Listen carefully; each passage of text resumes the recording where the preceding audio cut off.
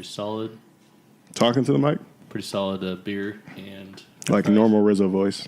Oh, yeah, pretty solid beer and french fries, bro. Good. I'm going to try normal. Sounds good to me. Oh, I'm like, let's do it.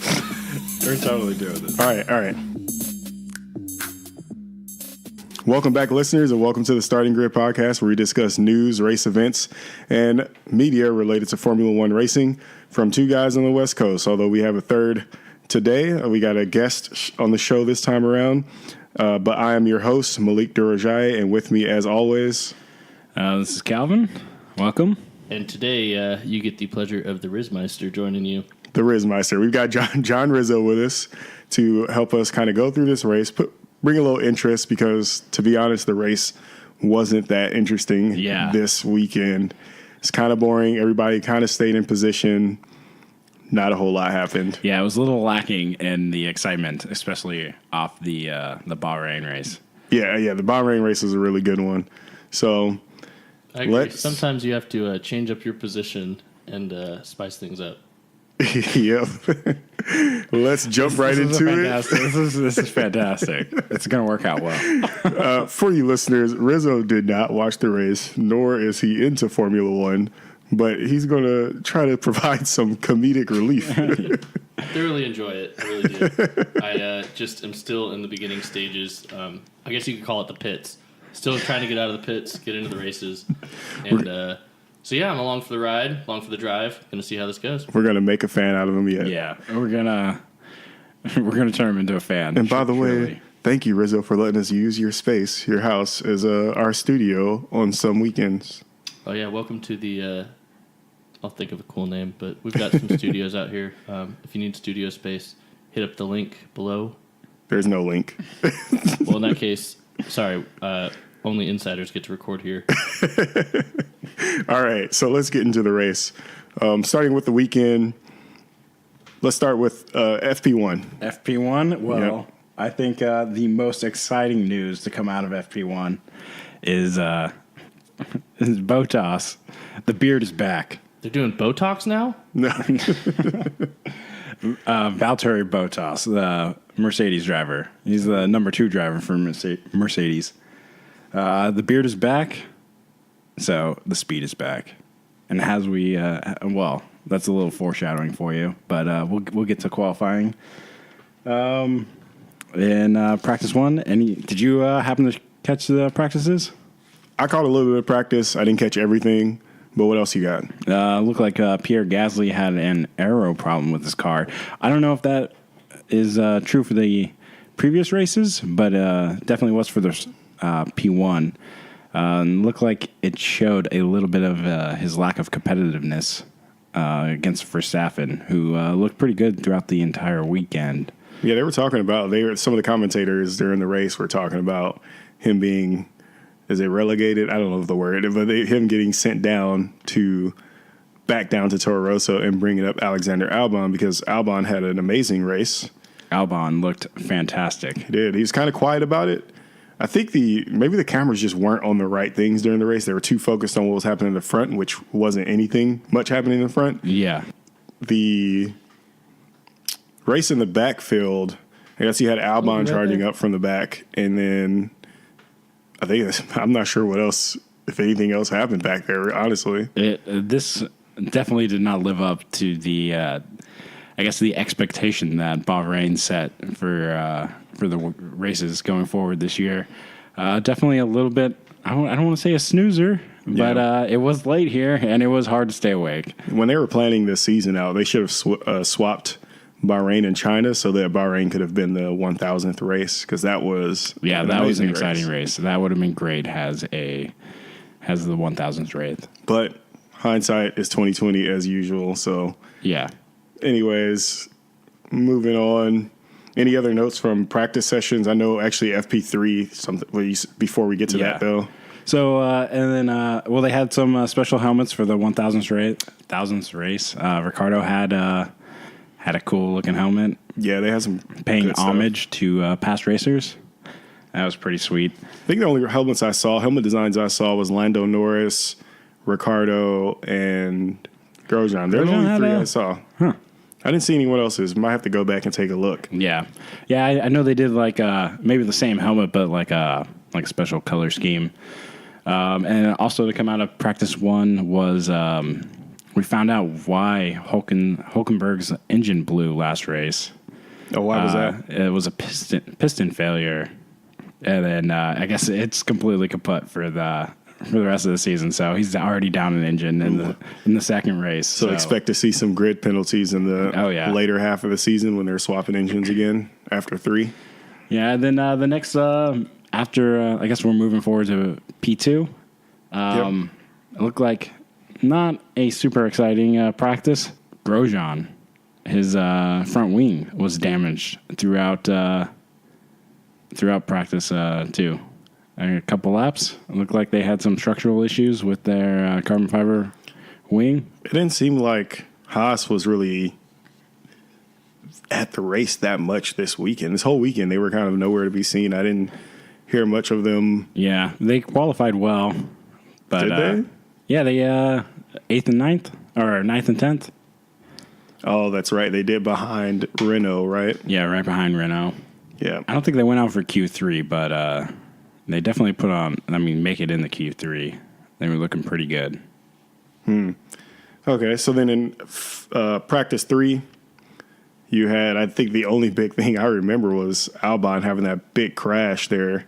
Yeah, right at the end of, made for an exciting finished practice 3. Yeah, that was pretty intense. They were working on that car the whole weekend, so they weren't able to get him out into qualifying at all. So he took that penalty and had to start from the pit lane. Yeah, started from the pit lane. So, but that didn't stop him from finishing in the points. Not at all. He which put is on awesome. A great race. So for someone, I don't think, have we seen that from Not from a midfield driver. team like that? No, I don't think so. Typically, you see the front running teams, they'll start at the back and they'll run through the field and finish up there in 5th, 4th, 3rd. But this guy in a Toro Rosso, I know the midfield is way closer this time around, but he ran through the field throughout the race. It was great. Yeah, he looked pretty good. And that also, that shows you how good that car is. With that Honda engine? That Honda engine, oh yeah. They've got a lot of power there. Bringing some name back to the Honda name, all the negative they've gotten with McLaren. So I think third year is the charm for Honda. I think this is going to be Honda's year. Hopefully we can see some Red Bull wins this year, at least some podiums. We'll see. Only if it comes from Gasly. I'm still not convinced that Verstappen deserves a win. Sorry. Sorry for all the Verstappen fans out there. He's got the speed. Definitely. Verstappen does. Gasly, Gasly looked a little better this. Much better than the last 2 races. Yeah, definitely. He's definitely showing some improvement. About time he finds that speed, or else he definitely might be looking at getting sent down. Albon, taking his spot. Which the way he performed this weekend, I wouldn't mind seeing. I would like to see Albon in that lead car. I don't know. I'm a Gasly fan, so I'm not sure. I feel like Albon came out of nowhere, and he's shown that. Obviously he can come back from this pretty big wreck. Let's not get ahead of ourselves. It's been one race. Yeah, it's only been one race, but the way he moved through the pack, it was good. We saw this from Gasly though last year. That Toro Rosso was a good car last year, so yeah, they were doing something with it last year. So I guess it's only time will tell. We'll see how the battle fizzles out but builds up throughout the season. We're 3 races in, so lots more races to go. Yeah, exactly. It should be exciting to watch. Yeah. So getting into qualifying, in the first 5 out in qualifying, well, we had Giovinazzi did not participate, nor did Albon. Albon didn't participate because of the wreck that he had, so they're busy rebuilding the car. Giovinazzi had some engine fitment problems, I think, or mounting problems. So they weren't able to get him out in time. They were kind of working on his car in the garage.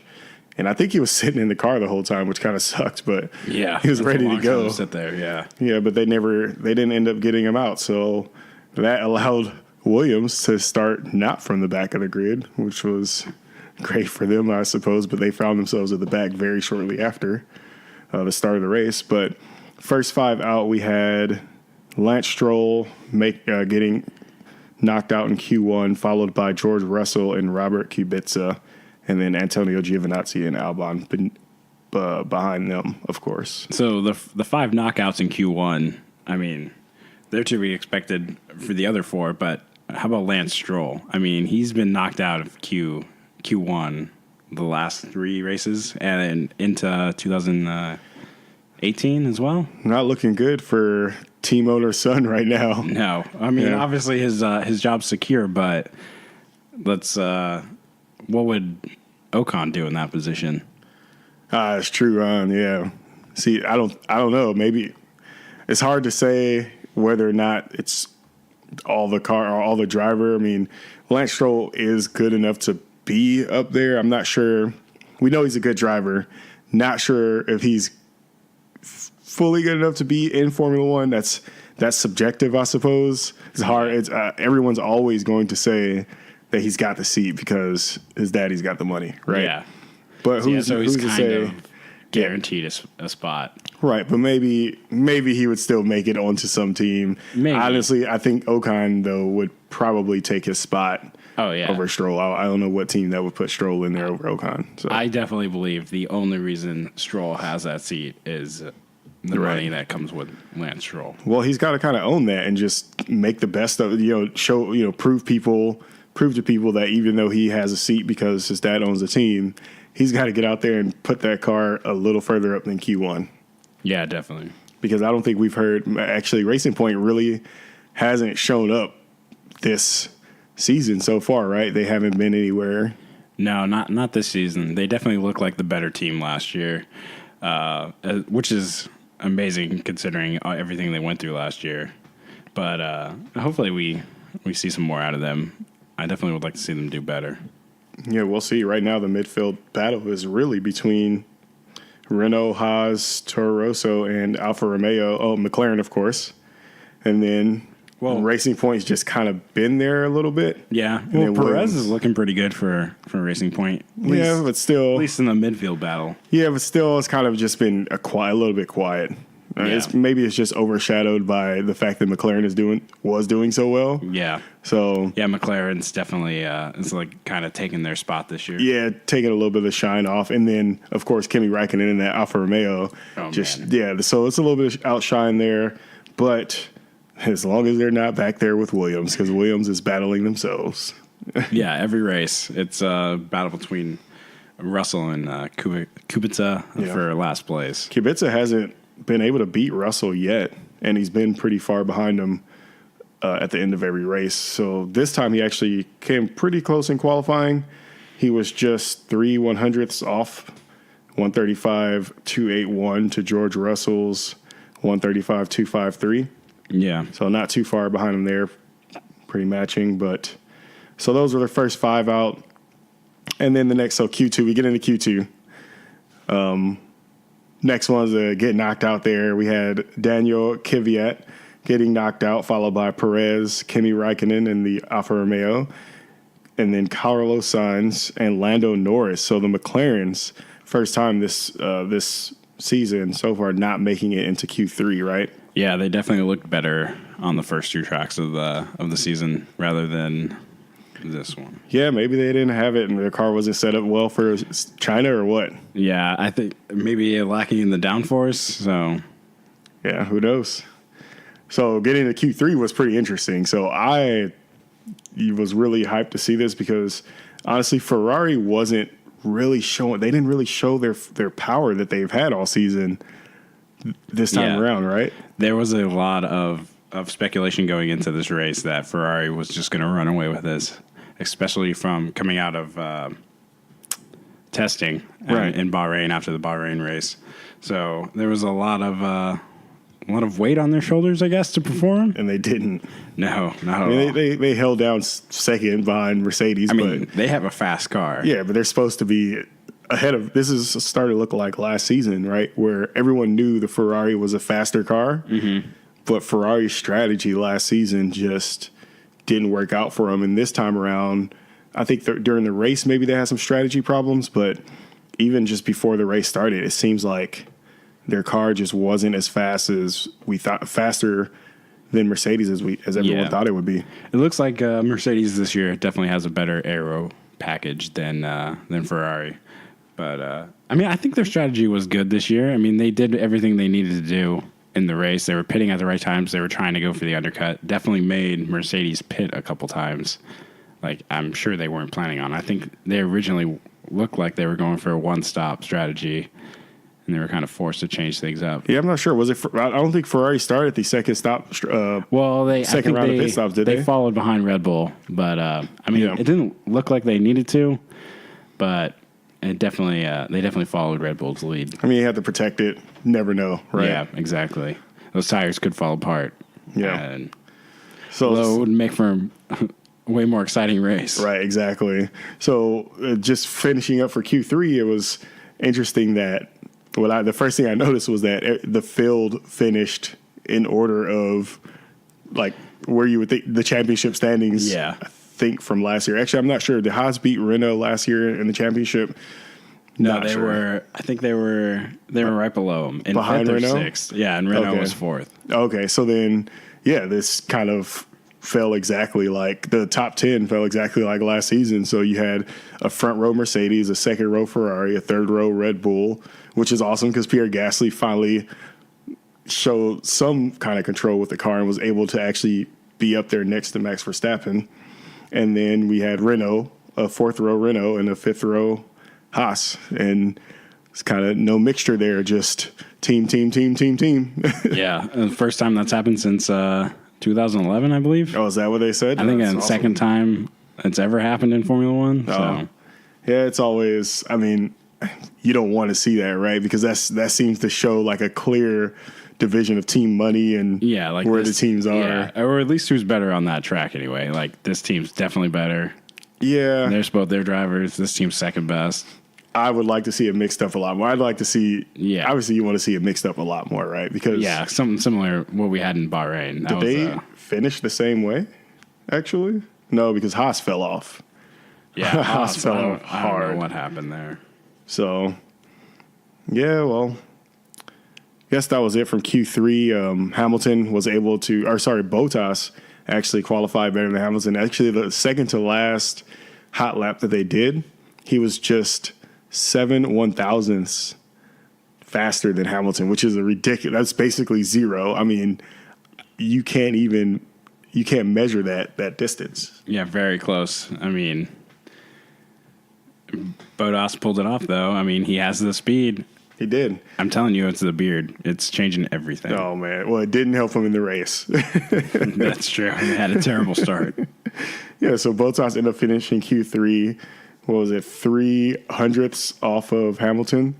So able to get his another podium. So, stay on that high horse. He's been riding, not know if high horse is the right word, but he's been doing really well so far this season. Yeah, he's picking up the points he needs to pick up. Exactly.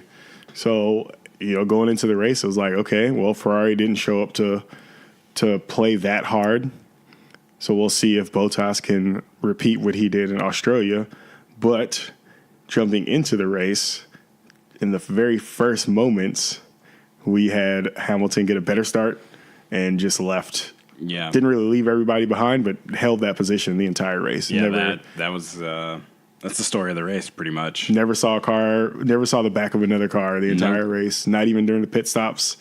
He just was up there. So, Bottas got a terrible start off the line and pretty much lost the race because of it. Yep, it actually held up Vettel. He actually held up Vettel a little bit because Vettel got a really good start and ended up having to slow down or kind of avoid Bottas. And because of that, Leclerc got up the inside and, got in front of Vettel for some time, which then some team orders happened, but we'll talk about that in a little bit. Yeah. Yeah, so Bottas didn't get the best of starts, held up Vettel a little bit, but before we fully get into the race, something happened right before the start of the race that I thought was pretty funny. I don't know how often it happens, but it reminds me of when Grosjean spun out behind the safety car last year in Baku. So during the formation lap, first Verstappen spun out at turn 2 or 3, was it? Yeah, it was early. Yeah. The tires were definitely cold. Yeah, he's trying to warm up, got around the corner, spun out, found himself down in like 8th, 9th position or something like that. But he was able to make his way back up to the front. I think there was the rule was something, I heard them say something about as long as you don't fall all the way to the back of the grid, then you can re-overtake before the grid formation. That's the first time I've ever seen it happen. To get back to the front. It happened twice. Yeah, it happened twice. Was it Albon who? No, not Albon. Kubica, yeah. Kubica came in and spun out as well. So that formation lap with everyone spinning out, I'm like, all right, this is going to be a great race. This is going to be fantastic. People are going to be sliding all over the place. They're going to be babying their tires. They're going to be going crazy. And then as soon as they came up with the temperature, it was like everyone was on autopilot. Yeah, everyone was. They were babying their tires towards the end of the race, but I think that's also why we didn't see much action during the end of the race, because everyone was just autopilot, babying their tires, making it to the end, and that was that. But during the race, we had Hamilton leading, and then actually, you know what we forgot? In Q3, Verstappen got screwed over by everyone, kind of. And they were all lining up to take that final hot lap, and I think the back half of the top 10 kind of misjudged how much time they needed to do their out lap. Yeah, they were all kind of bunched up there. They were bunched up, and there was 10 seconds behind. There was 10 seconds left for them to cross the line, or they were going to be out. They didn't have enough time to do another lap. So I think Vettel's engineer came on the radio, told him, like, you have to go now. So he just went ahead and overtook Verstappen while Verstappen was kind of trying to let off and wait for the other drivers to get a little bit of distance so he wouldn't be in dirty air. And then after that, he got overtaken by, I think, the Renaults. And he just gave up. It was too late. Yeah, he's like, we're not going to make it. What the hell's everyone doing? And then I think this isn't working. I think Gasly then tried to hurry up and take a nice line to get a start and try to make the line. But Verstappen kind of blocked him off when he went. So ultimately, both Red Bulls kind of got screwed over. And afterwards, they were interviewing Verstappen, and he said it's kind of an unwritten rule that you're supposed to kind of wait your turn. Yeah. Once you go out, like that's the position kind of. He said it was an unwritten rule, and it's funny because I was looking at the F1 Instagram account, and they posted that. They posted a picture of Verstappen saying that, and Lewis Hamilton's actual account, like the verified account, commented and said, "Nope." I was like, "Oh man, you like no, there's no unwritten rule. You just it's just take you've got to get that hot lap in. Yeah, you don't want to take it. You got to go. It's on you." So that was pretty unfortunate for Verstappen, but he was also upset, and he said he's going to remember that the next qualifying, so he might see some drama in Baku. Yeah. So Baku, I guess we're getting a little ahead of ourselves. A little bit. That should be a fun race. Little bit. So the first lap or second lap, you had old Daniel the Torpedo coming in and wrecking the two McLarens. Yep. Did you see that? Did you catch that? Yeah. I mean, to be honest, that was really the only action that happened throughout the race. I felt so bad for Carlos Sainz because so far all three races he's been kind of gotten the bad hand from.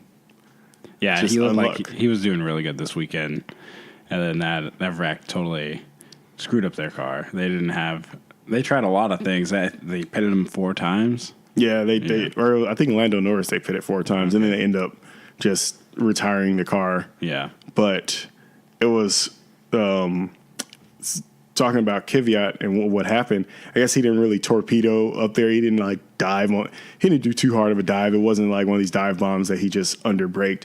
He was powering out of the corner and the back end got a little loose. And when he corrected, he ran into Carlos Sainz, which I think then pushed Carlos Sainz into Lando Norris, and Lando Norris's car almost got flipped. Yeah, so that was pretty dramatic. Lifting up off the ground there. Yeah, it was pretty bad, but I think they gave him a drive-through penalty, which I thought was a bit harsh. Oh, really? You thought it was just a racing incident? I don't know about racing incident, but a whole drive-through penalty, maybe a 3-second time penalty might have been a good because he didn't dive bomb. He didn't make a bad decision. He just got on the power a little too hard and a little too early. And he just kind of got a little out of line, overcorrected just a little bit, just enough to knock him into Carlos Sainz. So I think the drive-through penalty was a little bit harsh, but I'm not the race steward, so. Well, I mean, that is harsher than like a 3 or 5 second penalty off your time because it's like a 20-second drive-through. 20 seconds, 22 seconds, something like that. Right. So, that's kind of what happened in the first laps, and it caused a safety car for some time, and then both McLarens end up pitting. After the incident with McLaren, it was pretty much the tire game. What else happened other than not much? Ferrari trying their best to catch up to Mercedes. I mean, a little bit of team rules there with Ferrari. Yeah. Vettel taking the lead over Leclerc, coming down from which turned out to be pointless. Yeah, he didn't really do much with the advantage, and I think he spoke to that too at the end of the race press conference. I missed that. He didn't do much. I know, I was so late. As soon as they start talking, I'm like, okay, I'll watch this. Didn't watch him get up on the podium or anything. Immediately turned it off and went to bed. Yeah. But no, he said he even admitted that once he took over, like he did have an advantage behind Leclerc, but once he got in front of Leclerc, it was tough for him to pull away. Yeah, to pull away. He kept making mistakes. I know he locked up exactly 3 times in the next lap or two. So then Leclerc just kept getting closer and closer, and he's like, "What's going on here? Why did I switch if he's going to keep making mistakes?" So totally didn't make the best of his opportunity there. In the end, it wouldn't have made a difference on Ferrari as a constructor's points because I think if they didn't swap them, it would just be Leclerc on 3rd place and Vettel on 5th. It'd be a complete swap. Because, they didn't do anything with it. So, nope. Chasing down Mercedes didn't happen. And then from there, it was pretty much babysitting the tires. Looked like some teams did change it up. Looked like some teams were initially going for one-stop strategy. Yeah, they did. I think they were all going for one-stop at first, and then they end up somehow switching to a 2-stop. Looked like Red Bull was trying to do everything they can. They obviously didn't have the speed, even to compete with Ferrari on this track. Yeah, that's true. The only other thing I could think of, we did have a little bit of a battle from Verstappen and Vettel. Yes, that was fun to watch. Not really a battle, just like couple you closed in on them. And did Vettel just come out of the pits? Or was it Max? I think it might have been. No, because Max got the undercut. So it was Vettel coming right out of the pits. So what I'm talking about is the penultimate corner, the hairpin after the long back straight. Yeah, so this led into that. Vettel was on fresh tires. And then... that's right. Yeah, Verstappen he pulled him in closer for a second there. But... yeah, coming down that back straight, and I talked about this the last podcast. I said, if Verstappen crashes into anyone at that same turn, then he's going to have a hard time coming back to a good vibe in my mind. And then if he did it to Vettel, he definitely isn't coming back. So luckily for Vettel, he saw it coming from 10 years ago. Yeah. Vettel knew it was going to happen. He spoke on this too in the post-race interview. I did hear him talking about that. You catch that? Yeah. So he saw it coming. He knew. It was like, it's Verstappen, so I know he's going to try some crazy move. So he just held off from turning into the turn. I think it's smart on his point. I mean, he knew he just got fresh tires. Yep. He's going to pull away from him. Right. Even if he does pass him, Vettel's going to catch him. Right. So, and then he can make the overtake on his terms. Right. So I think he played it perfectly. He played it smart. Now, if only he can do that for the entire season, he might get a championship. Yeah, definitely calm down a little bit. Yeah. Not make the mistakes. Oh, I think he did a great job this race. Yeah, because last season that was kind of a lot of Vettel's problems, where he would try to hold something around the outside, or he'd try to fight someone. He'd get touched just a little bit, and then they both he usually came out worse. If not both cars spinning, it was at least Vettel spinning last season. Yeah. So he did play the smart move, saw Verstappen coming, and good thing he didn't turn in, because Verstappen locked up hard into that dive. So he 100% would have taken both of them out again 2 years in a row. So, Yeah, absolutely. I don't know if that means I should not like Verstappen or not, because technically it would have happened. So really, Dude, I don't know how they overtaken that corner. Like, I mean, the lunge is real. Oh man. Well, from us doing our simulation laps, I guess if you want to call it, F1 2018 laps. Right. That corner, it's difficult. It looks impossible to overtake in there. Yeah, I mean, you can as long as you're on the inside. Yeah. They have to cede you the position. They cannot close the door if you're alongside them. That's true. So you can do it, but there was a lot of switchbacks. So I think there were 2 attempts to pass in that, and both of them they were switchbacks. Or actually, maybe I think Albon got past a Haas here at the end of the race. Who tried to overtake Raikkonen on the outside? I think in that S. Oh yeah, that was pretty funny. I don't remember. Yeah, and he's just like, no nah, what are you doing?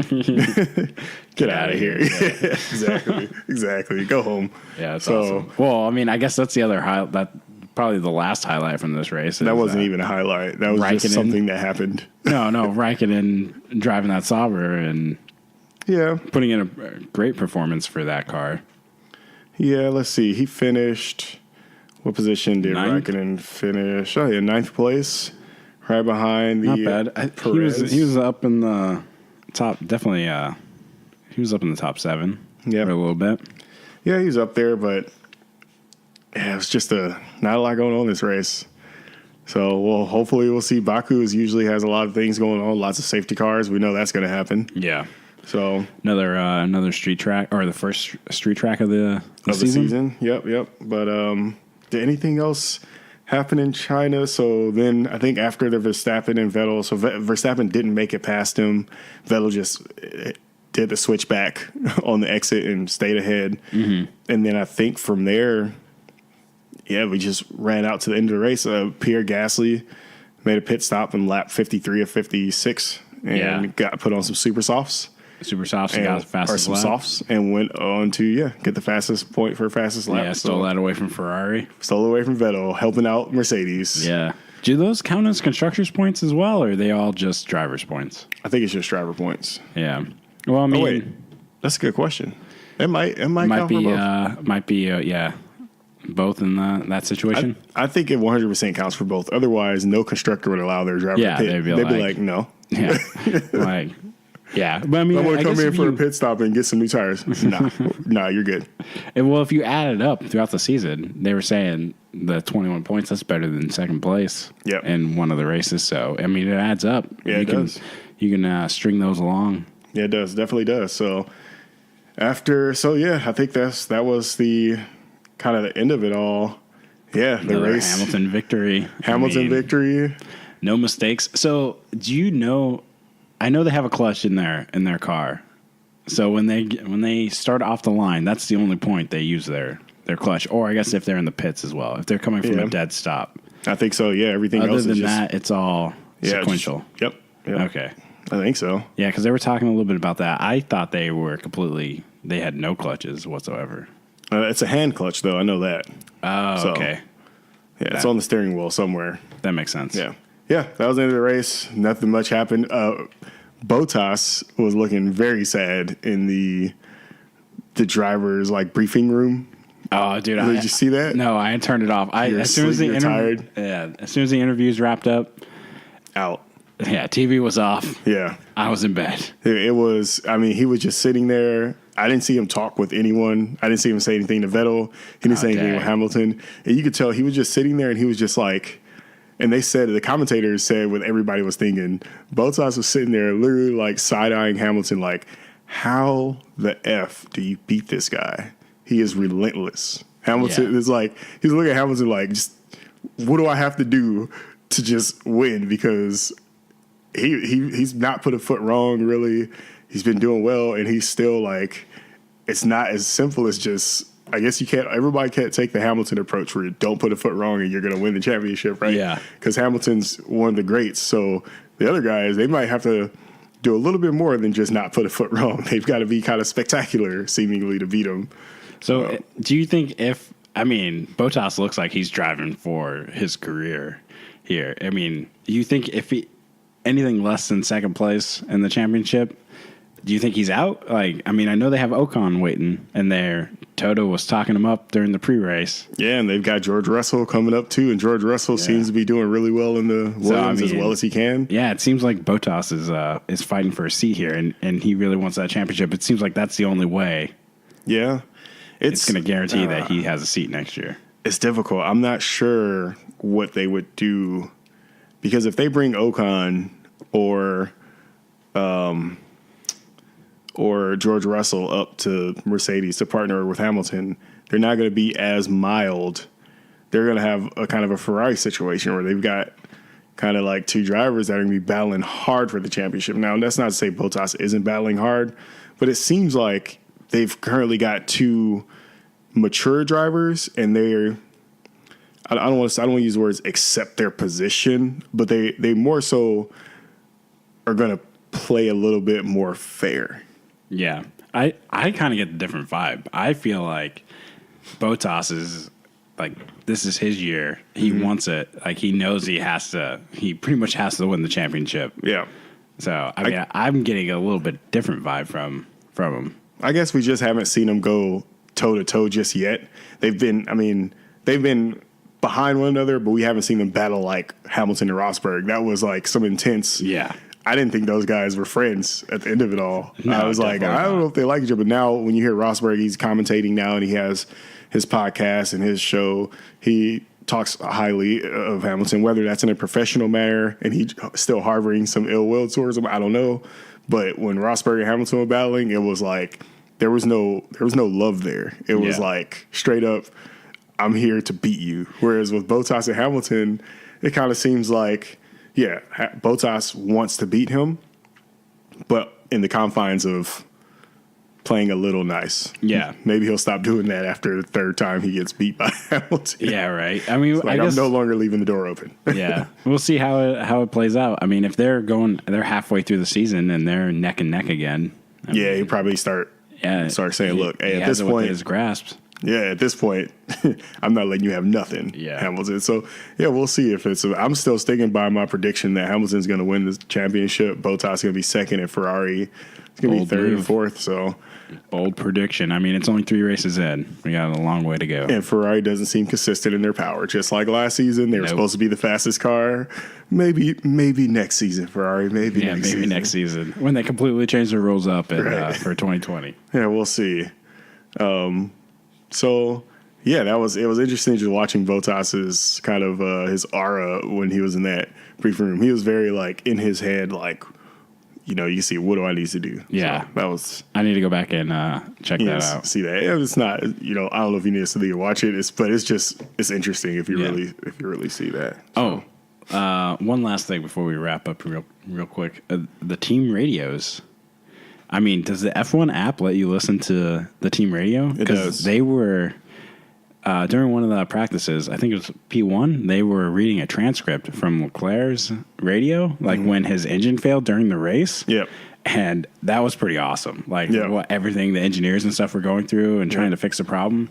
I think there is an app where you can just listen to the team radio, but I think you have to pick the team that you want to listen to. Okay. So I don't think you hear all of it at once. Yeah, and it's probably monitored or whatever. Who knows? Yeah. It's a lot. It's a lot to get into. Yeah, I definitely want to explore. I mean, that would have helped this race. I mean, it was hard to stay awake.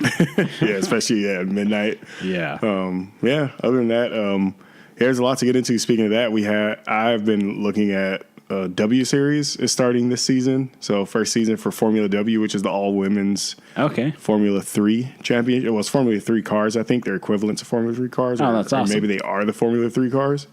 But they're all-women's series. And they've got, I don't remember how many drivers, but their first race is in May. Okay.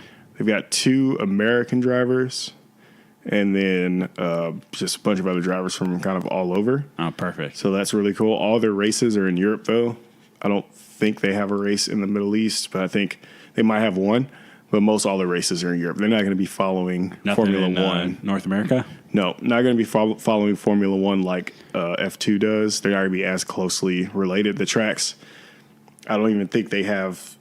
I'm not even sure they have Silverstone Oh, wow. Motor Circuit. They might have that one. But they got some other tracks that I haven't heard of as well. So that's happening. And then, yeah, it's kind of just a lot going on. I started looking at like motorsport.com and things. So it's there's a lot of more information for racing out there, and I'm gonna get into more of it. So. Yeah, we definitely need to take a deep dive. Yeah, for sure. Awesome. Well, that sounds great. Definitely something worth watching. Yep. All right. Let's go over our burrito bet. Yeah, Whoa, let's do whoa. that real quick. Can I jump in before the burrito bet real quick? Yeah, go for it. So I just want everyone to know that the starting grid is now on the gram.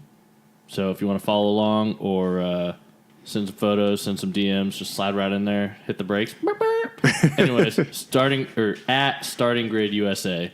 Hop on the Instagram, find us. We're on the line. They're on the line. I'm visiting. Check it out. Yep. Perfect. So the burrito bet. Let's get into that. Yeah, I think this was not a good week for me. Yeah, I think I earned myself a burrito. So we had first. So our categories were race win, best of the rest, and first DNF. So starting from the bottom, first DNF, you went with Renault. I went with Racing Point. It was a good choice on my my part. You got that point, so point for Calvin there. Hulkenberg. Yep. Unfortunately, Do you remember what they said? What the problem with his car? Why he ended up leaving? I don't remember. It was another engine problem though, which is interesting. Yeah, it was a there's second engine. So best of the rest, you went with Carlos Sainz, and I went with Kimi Räikkönen. And I'm blaming this on Toro Rosso right here. This was some sabotage. because They knew there was neither one of them were a burrito on the line. Yeah, they did. Neither one of them were best of the rest, but the closest person was Kimi Räikkönen. So I'll take a half point for that one. And then for the race win, Oh, man. you wish I didn't go first last time, don't I you? mean, well, the champ had to go second. It's only fair. So, So you had Charles Leclerc, which was a solid choice considering how well he was doing the first two I races, mean, but not this time around. not today. I went with Hamilton, and I'll get a point for that. Earned myself a burrito. Actually, we just kind of netted zero. Yeah. So I think instead of, well, what do you think? Instead of I mean, should we? buying a burrito every time, do you think we should just net the amount of burritos would at the end of the season? So what happens when someone's five burritos up at the end of the season, or 10 burritos up? Are we going to cash out all at once, or That's a good question. make a pile of burritos and they have to? Maybe we just need to start paying out these burritos every week and not procrastinating. Yeah, I don't know. I mean, maybe we should split it up in. We got the summer break coming, so halfway through the season. So maybe we net it out we could until the do- summer break. Yeah. And then we restart it, and then we can do We could do that. That way we're not buying a net at burrito the end of every the week. year. Yeah. You could always just wait and cash in and have a little fiesta of sorts. Yeah, there we go. Some Yeah. chips and salsa. Pretty cool. Some cervezas. Be muy bueno. All right, so that was that. Next weekend, we're going to be previewing the Baku Grand Prix. Yep, Azerbaijan. So that's going to be in 2 weeks. But next weekend, you can look for this show to be previewing what's going to be happening with that race. Yep. Next Sunday, it'll be released next Monday. We'll do some more hot laps on the little simulator. Oh, yeah, we're doing some today. So that was a Yeah. little bit of early practice. I caved and bought one. Actually, Yeah. Oh, yeah. Calvin, tell us about which one did you buy? I got the Logitech 920. Would you Yeah. recommend it? Highly recommend it. Nice. Calvin went ahead and caved and brought his racing seat and racing wheel. He had too much Yeah. fun last weekend. So Not a seat yet. I'm not. Oh, I'm not not, a seat not yet. made of money. just the racing wheel Just the wheel in the game, right? I'm We'll go definitely find gonna you get the seat soon. Find you a junkyard special. Yeah. Yeah. We just gotta get you a PlayStation because you gotta get off that crap box. Oh, ouch. Yeah. Shots fired. So we'll So post the link up. If you guys want to find that same driver's wheel, it's No, we will not- super sensitive. we will very not hard to post the drive link on. up. Yeah, so yes, that's the end of it. As always, you can reach out to us at startinggridusa@gmail.com for any questions, comments, or feedback. Tell us how terrible we're doing or how great we're doing or whatever you want to tell us. Ask us some questions. Let us know where you are, what you think of the race, the Chinese GP. So, yep, reach out to us. And thanks for tuning in. Thanks for listening. As always, we appreciate you. Like and subscribe on whatever podcast listening service you're listening on. Thanks. Have a good one.